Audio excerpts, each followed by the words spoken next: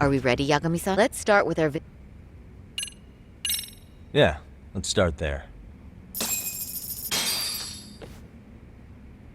So, the victim's story is completely in line with her court testimony, huh? That's correct. There wasn't anything new to pick up. Unfortunately. In which case, should we look into the murder video instead? Like, figure out how they made it? Let's not get ahead of ourselves here. Whether that tape's fake or real, someone had to put it online, right? Do we have any theories on who that might be? Well, the footage showed enough of the surroundings to make the crime scene clear. As somebody who's been there, I can confirm that the blood splotches match what you see in the footage. Which means...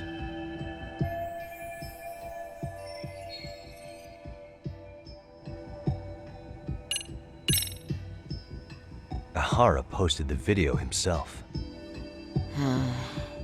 Ihara's been under police or court surveillance for the past 2 months straight. Maybe he set it up as a delayed upload, where the video automatically got posted at a specific date and time. Did he really think that far ahead? Although, I guess it sounds more reasonable if he had acted alone. That's true. Let's come up with a simpler theory.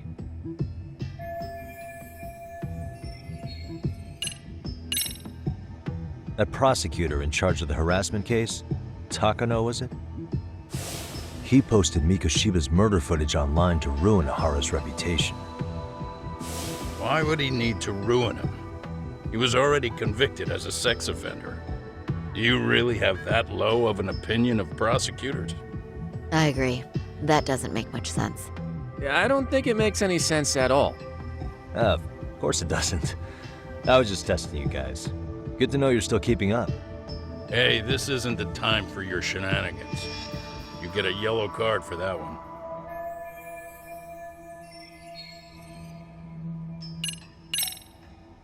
The murderer's accomplices have to be the ones who posted it for him. Yeah, I can't see it any other way. I also agree with Yagami-san. But in that case, what would their motive be? Maybe they wanted to make a mockery of the police, or even the whole system. Huh? We know Ihara got himself convicted for groping, so he'd have an alibi for Mikoshiba's killing. But then, his conspirators turned it around by uploading the murder video online. Almost as if to say, look how he got away with it. I see. Yeah, that does make it sound like he's taunting them. That's well and good, but I'd like to shift gears. Let's talk about the actual fabrication of the video. How does one go about that? Well, for example, the true culprit would be taped murdering Mikoshiba. Then Ihara's face would be copied and blended onto the killers. That's how they'd approach it in a Hollywood movie. But then, wouldn't you be able to see traces of it being faked? Tsukumo-san reported that he's found nothing of the sort in his analysis. We've been down this road before. If we take the stance that the footage is fabricated, we have absolutely nothing to work with. Then let's tackle this from the stance that the video's actually real. If that's the case, there has to be a flaw in the groping issue. I think we've collected enough evidence to find it too. So, what does this do for us? Once Ihara entered the Ikebukuro gates at 7:43 a.m. and stepped onto the platform, he was continuously monitored on camera. But if he really killed Mikoshiba at 7:30 like we saw, there's no way he could have reached Ikebukuro in time. That would mean the person in the footage isn't Ihara, but an impersonator. So that's not really him? Yeah, he's got the sunglasses and hat to help sell the disguise. Wait, if that's the case, after murdering Mikoshiba, wouldn't Ihara have to swap places with the stand-in sometime before being detained? But we didn't see any opportunity for that. Multiple cameras saw Ihara move right up to Mamiya-san as they board the train in Ikebukuro. And the onboard camera recorded them for the entire commute. Not only was the act caught on tape, but his failed escape from the scene was recorded as well. Ultimately, Ihara was pinned down before leaving Mamiya-san's sight, so she had an eye on him the whole time. Right. So the current belief is that Ihara was caught on camera the entire time he was at the station. But wait, that's not entirely accurate, is it? Huh?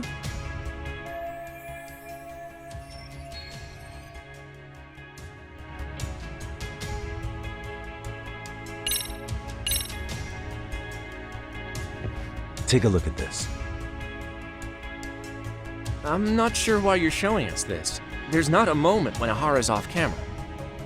Sad as it may be, such a major transit hub is bound to have tons of surveillance nowadays. Yeah, you nailed the exact point I wanted to make here. Which was...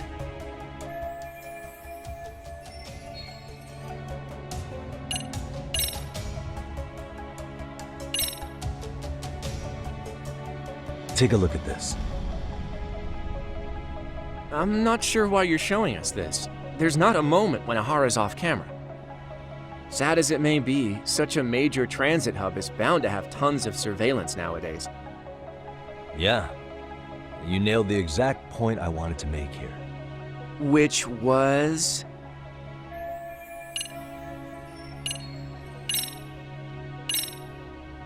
Not every single thing was captured on camera. The trace inspection results? What do these have to do with it? While these were used to prove Ihara made contact with the victim, this doesn't count as visual confirmation. Unless the onboard security cameras have X-ray vision or something, there's no recording of what really occurred. That may be true, but how does that relate to Ihara swapping with his stand-in? Feels like that's where we need to make some progress in this case.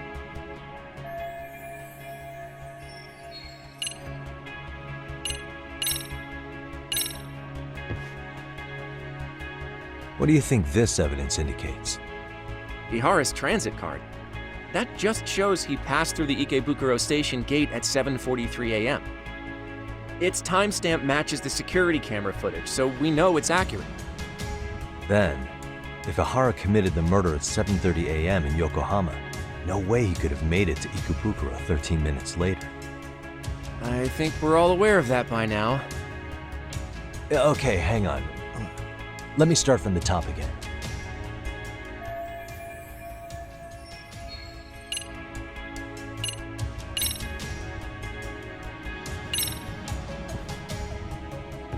Take a look at this. I'm not sure why you're showing us this. There's not a moment when Ihara's off camera. Sad as it may be, such a major transit hub is bound to have tons of surveillance nowadays. Yeah, you nailed the exact point I wanted to make here. Which was...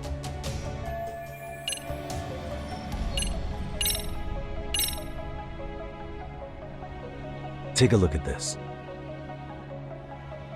I'm not sure why you're showing us this. There's not a sad as it may... Yeah, you nailed the... Which was...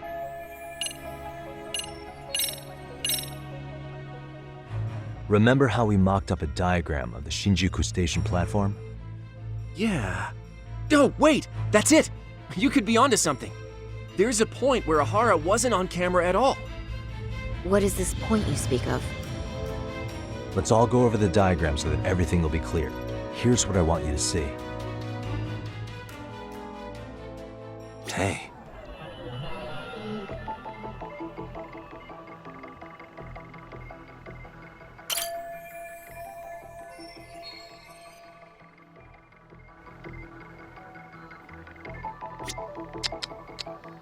What the? Suspicious. It's very brief, but there's a moment where Ihara and Mamiya-san can't be seen by the security cameras. The dotted lines on the arrow represent the camera's blind spot. It does appear so. So you're saying this is where the groper, the fake Ihara, traded places with the real one? Can't say it's impossible, right? Right.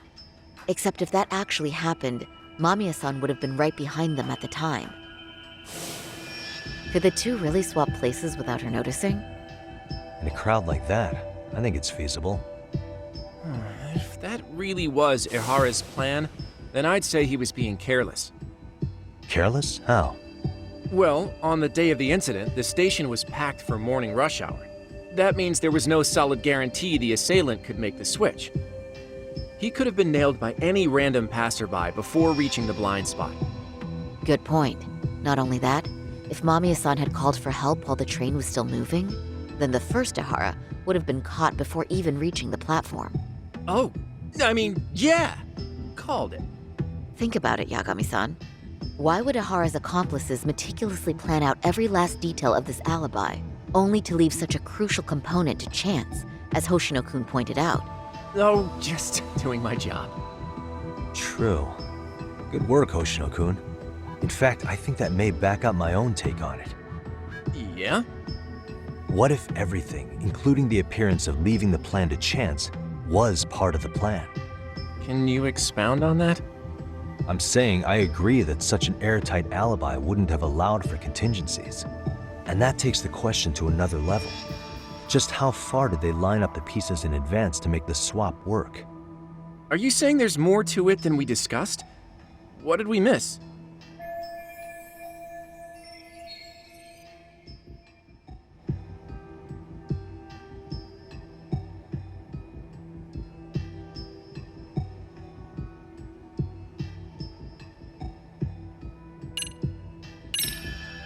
Hiro Mikoshiba has to still be alive, meaning the body found in Ijincho was someone else's.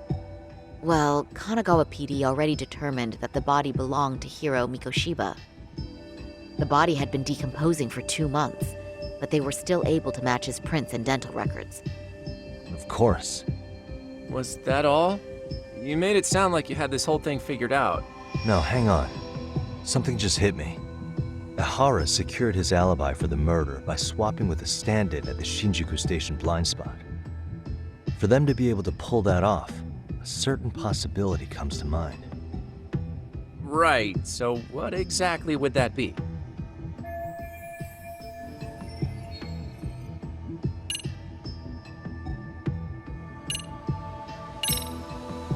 Every last bit of footage, from the eyewitness recordings to the security cameras, was fabricated by the prosecution. If that's the case, the blind spot we found is irrelevant. That's because the real footage of Ihara tagging in for his double is all but lost to us now. Why would the prosecution go to all that trouble? To hide Mikoshiba's murder? Or maybe they sympathized with Ihara's plight?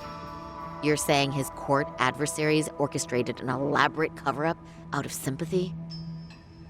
All right, I realize that's a stretch, a huge one. No need to burn me at the stake. Was that all? You made it sound like you had this whole thing figured out. No, hang on. Something just hit me. Ihara secured his alibi for the murder by swapping with a stand-in at the Shinjuku Station blind spot. For them to be able to pull that off, a certain possibility comes to mind. Right, so what? I know this won't go over well, but what if Mamiya was colluding with Ihara all along? Huh? Bear with me. Let's say Mamiya was in on this and knew about the imposter in advance. If that's the case, the swap could happen right in front of her and no one but the three of them would know. You're saying the victim of a groping conspired with her assailant beforehand? That's ridiculous. Let me just say, I'm only trying to work out. Now, if Ihara and his stand-in both know that Mamiya will pretend not to have seen them, they can trade places in the blind spot with impunity. Conversely, if Mamiya wasn't in on the plan, the idea of a swap would never work. We can say with certainty that she would have seen the swap, so she could have even called attention to the real Ihara the moment he stepped in. That way, the people around her would be focused on chasing the correct assailant.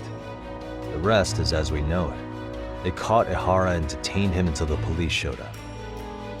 Hold that thought. If your theory is accurate, what about Ihara's trace evidence? Remember that fibers of the victim's underwear were detected on his hand. Well, that can also be explained by Mamiya being in on the plan. For example, while the stand-in was showing himself at the security cameras, Mamiya could have easily provided Ihara access to a pair of underwear at the same time. Maybe the stand-in loitered around for so long because he was letting everyone else get themselves in place. It's not impossible. We can work out the other details later. But the point is, Ihara's murder alibi is shot if Mamiya was involved. In summary, it's possible Ihara disgraced himself to secure an unshakable alibi for Mikushiba's murder. I'll concede that it's an avenue worth pursuing. And when it comes to the prosecution, they can't just admit they got the first case so wrong. Plus, they can't question Ihara about Mikushiba's murder. In fact, their only option is to claim the tape was faked. So he managed to make a farce out of the system after all. Well, his court case for his son's bullying did get more or less thrown out, didn't it? The school, the investigative committee, and the court all agreed there wasn't enough evidence to convict anyone. No surprise for me that the guy held a grudge against the system for so long. Hold on. Before we all decide on this, What's up?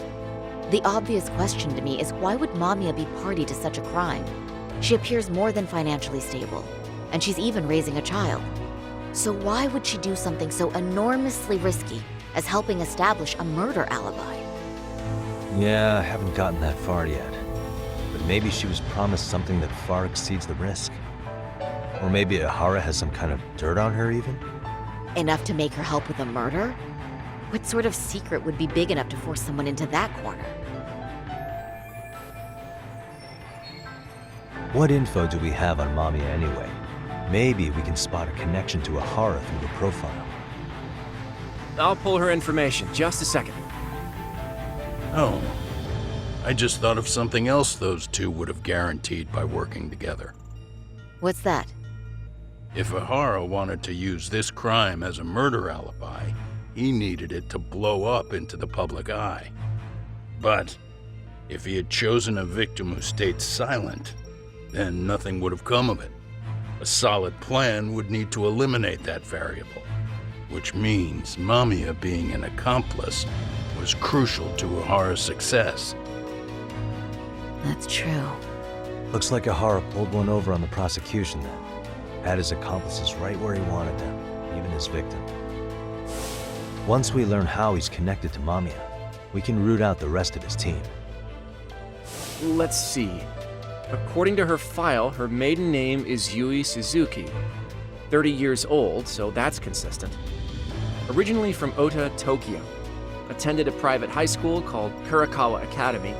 Later graduated from Toto University. Huh. Met her husband on the job, apparently.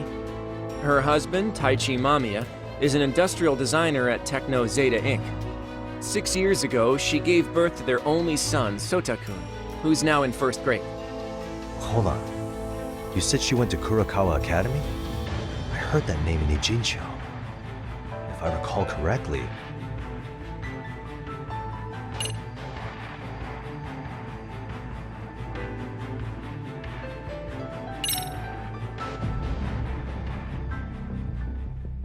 When I went to scope out the murder scene, there were these 3 guys watching the detectives and me.